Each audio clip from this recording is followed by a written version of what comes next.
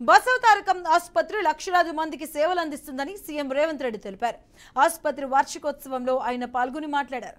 AP CM చంద్రబాబుతో అభివృద్ధిలో పోటీ పడే అవకాశం తనకు వచ్చిందన్నారు. ఆయన 18 గంటలు పనిచేసి తాను 12 గంటలు పనిచేస్తే సరిపోదని తెలిపారు.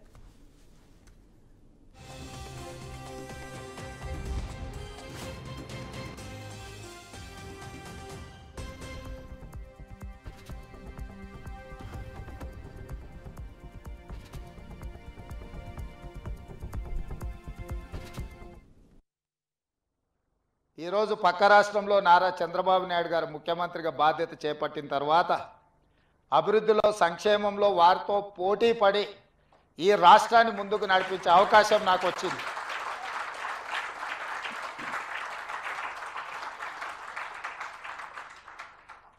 గతంలో 12 గంటలు పనిచేస్తే సరిపోతుంది, అంతకు మించి అవసరం లేదు అనుకునేవాడిని. కానీ ఇప్పుడు వారు 18 గంటలు పనిచేస్తే నేను 12 గంటలతో సరిపెడితే కుదరదు. కాబట్టి మా అధికారులకు మా సహచరులకు మనం కూడా 18 గంటలు పని చేయాల్సిందే. అభివృద్ధి విషయంలో సంక్షేమం విషయంలో పోటీపడి ఈ 2 తెలుగు రాష్ట్రాలు ప్రపంచానికే ఒక రోల్ మోడల్గా నిలబడాలి అని నేను భావిస్తున్నాను. ఆ దిశగా మా ఆలోచన, మా విధానాలు, మా నిర్ణయం ఉంటుంది.